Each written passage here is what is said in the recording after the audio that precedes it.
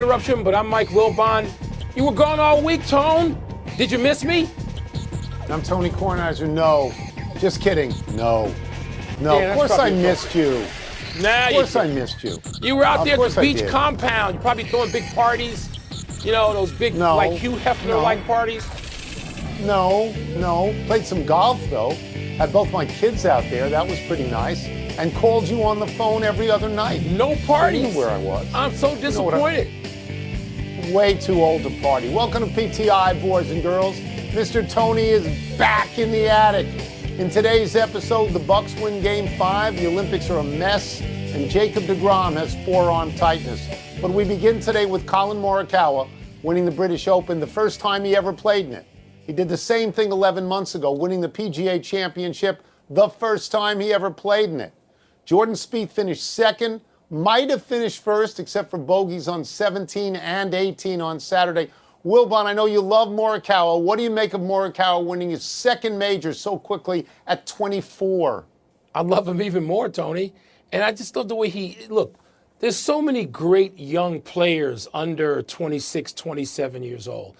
You know, and you can go back a couple of years ago, we were talking about Spieth all the time. I mean, every year it's somebody that, you know, the golf nerds pronounce, you know, essentially the next guy who's going to replace Tiger and make everything okay. There are a lot of great young players, and they're all going to make it okay. But Morikawa might be my favorite, Tony, and part of it's the composure, the graciousness, the intellect, just how he handles himself, you know, on the golf course, off the golf course, when he is analyzing his own round for the public. Everything about Morikawa just rings genuine and smart and charismatic, but in an understated way. He doesn't need to be over the top and make his own golf clubs and wear a funny hat and gain 80 pounds. He doesn't need any gimmicks. It's genuine. I love him, and I hope he's around for a long time. He's not going to win every major. He may get stuck at 2 or 4 or whatever, but he's great right now. We should appreciate it. Yeah, I love the fact that you took a shot at DeChambeau. We can't do anything in golf without you taking a shot at DeChambeau, That's right. who you hate as much as you love Morikawa. I was early I'm going to on. go to Spieth for a second here, because Spieth won his first 2 majors when he was 22 years old. He won a third at 23. So he was Morikawa before Morikawa anybody knew who he was. And he's still looking for number 4, because nothing is guaranteed in golf. Nothing. That's not how it works. Now, I think Spieth could have won this if he doesn't bogey 17 and 18. The 2-foot putt that he missed on 18 was haunting. Was a shocker. And what hurt him, Mike, was he had a chance to be in the last group with Morikawa and essentially, even one stroke back, play head-to-head. You know, I mean, just play match play with Morikawa. But I am not going to in any way take away from Morikawa, who won that tournament. Morikawa won it, and he won it. Everybody knows he's a great iron player. He won it by putting, which was unusual. He putted lights out. He was the best putter all week at Royal St. George's, and he had come into this event ranked 172nd on the PGA Tour in putting, which leads me to believe, and I know you will concur, that you can't win a major unless you putt well. And he putted well. And you're right about young players with multiple majors. Morikawa is 24. Let me get the ages right. Spieth is 27. Koepka is 31. Rory is 32. It looks like Rahm will win many, and he's 26. And DeChambeau, who you hate, may win many, and he's 27. And Mike, they look right now like the elite of the young golfers. Yeah, but Tony, there'll be 2 or 3 more by this time next year. Yes. Because they just keep manufacturing. That's great for the sport. But Morikawa's like Scheffler and Wolf and Hovland. Yes. Yes, Hovland. His demeanor and, Tony, his graciousness. It's just, it stands out. He's not insulting his club manufacturer. He's not doing knucklehead things. He's not getting into beef with somebody else. Oh, love Morikawa. Love him. Everybody should love him. Hey, kids, Wilbon hates DeChambeau. You know, Wilbon was first on DeChambeau because I told you 3 years ago, he's great for golf, DeChambeau. He's great for golf. But he behaves like a jerk a lot. And he got called on it, and that's great for golf, too. Gives us something to talk about. Now, the Milwaukee Bucks won the crucial Game 5 of the NBA Finals. The Suns had a chance to go ahead when Drew Holiday stole the ball from Devin Booker, dribbled down and floated this insanely perfect alley-oop pass to Giannis.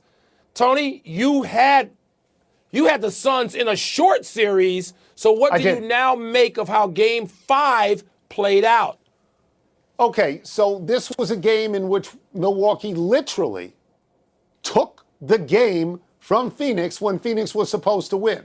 And they did it on that steal by Jrue Holiday, just as when Jrue Holiday gathered up from Chris Paul in Game 4, an errant ball where Chris Paul fell down. They took a game that they maybe shouldn't have taken.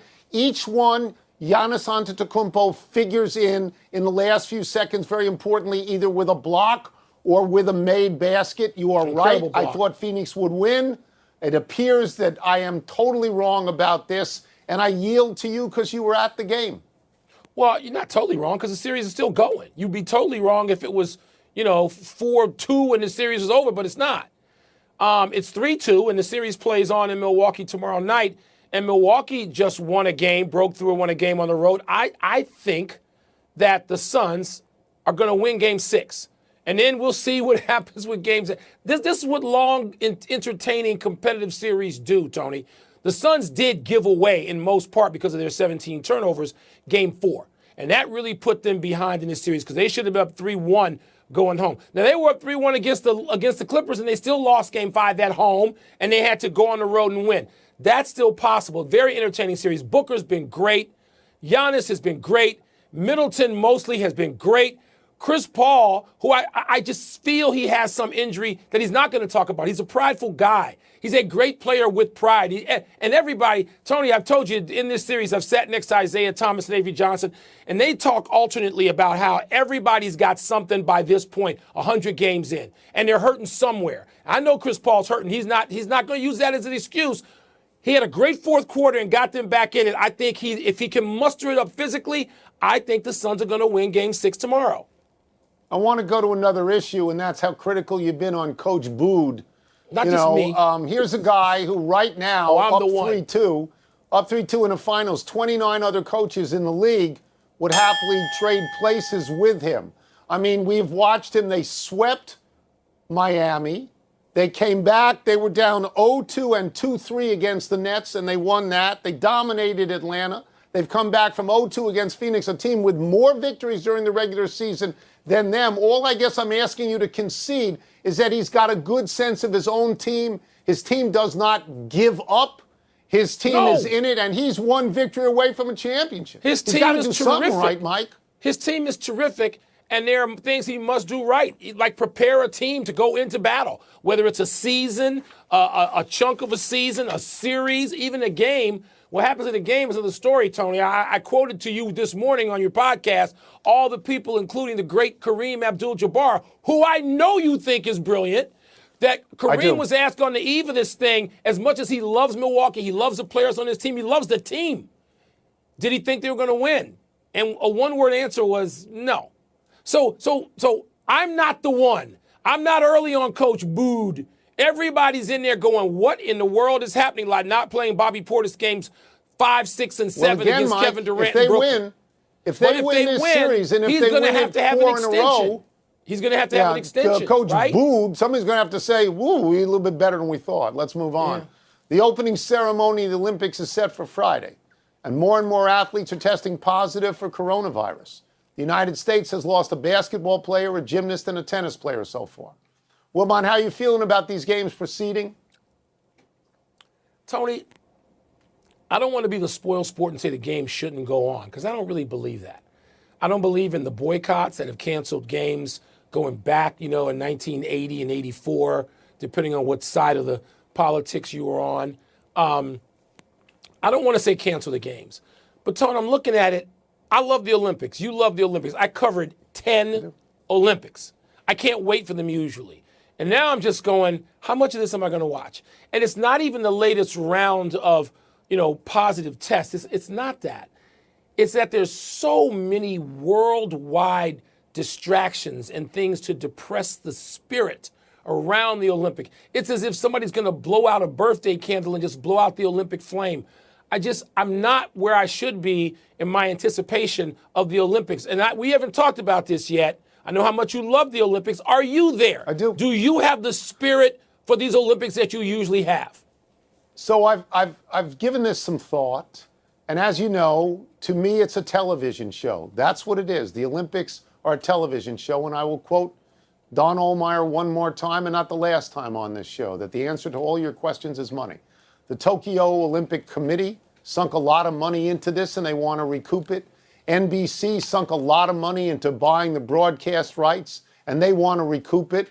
These games are going to go on whether or not Toyota has any ads inside Japan, and they show their displeasure for the games. The games are going to go on, and all the athletes available are going to do their best because it's probably their one shot at the Olympics. And I don't want to be a hypocrite, Mike, because I am going to watch, because I do love the Olympics, with or without crowds. It may be diminished for me not having crowds, but if I focus particularly on track and field, which I just love to watch, you know, I think I'm going to have that spirit. It's interesting, Mike. You and I have a lot of friends from the Washington Post who are either in Tokyo now or on their way. I have friends from NBC either in Tokyo now or on their way. And when I text them, I always say, be safe, stay safe, because I worry about the people with the virus there and here. And I feel for that, but I don't want to lie. I'm going to watch. I don't know. To answer your question directly, I don't know how much enthusiasm, but I'm going to watch. Are you excited to watch? You didn't answer my question. Are you into this? Can you not wait like you did 10, 20, 30, 40 years ago? We've waited an extra year. I am persuaded by the commercials that NBC runs, and yes, I want to see it. I do. Okay. I want to see it right now. Let's take a break. Coming up, how careful do the Mets need to be with Jacob deGrom and his forearm tightness? And this play cost New York 3 runs, but was it worth a shot? Yeah, Tony, I don't know My greatest sporting memories, Mike, are the Olympics. They're my greatest memories. I don't know that I'm excited, though. It's mail time where you expect us to solve your issues. Really? Please. Let me see what's first. Like we're worried about your driver. Come on. How cautious should the Mets be with Jacob deGrom? He's the greatest asset that franchise has had since, what, Tom Seaver? I mean, you're as careful as you can be in consulting with him. He's not a rookie. He knows his body to some degree. And people have so many staffs now, a training staff, a medical staff, a consultation staff. I mean, all those people get in a room as often as they can or get on Zoom if they're not in the same place, and you take care of deGrom. I mean, he's not just your Cy Young Award winner. He's your most valuable player, the most valuable player that franchise has had in 50 years. You take care of him.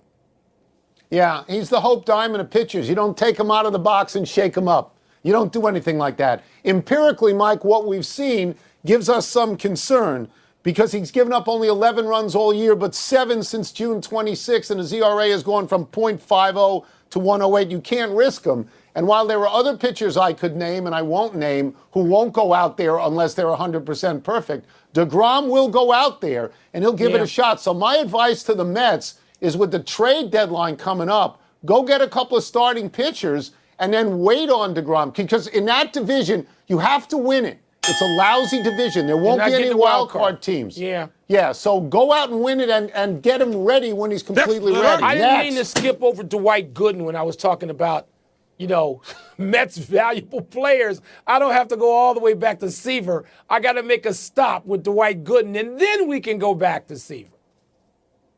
You ready? Was Taijuan Walker's play worth a shot?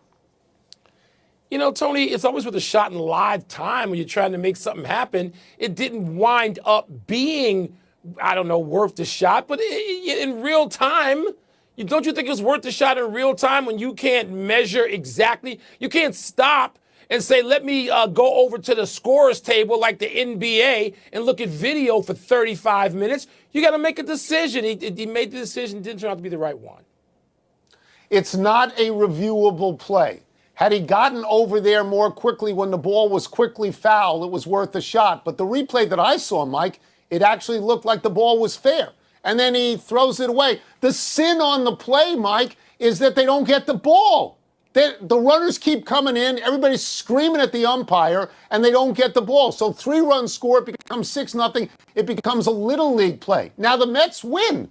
The Mets, they come back, they get a walk-off homer by Michael Conforto and they actually win the game. What pleases me about this discussion is we have now done 2 Mets stories, 2 I-95 stories that remind me of my youth. And I know this bothers you because we haven't talked about the Cubs or the White Sox. Makes me happy. We don't talk about the Cubs, and the White Sox are so far out front.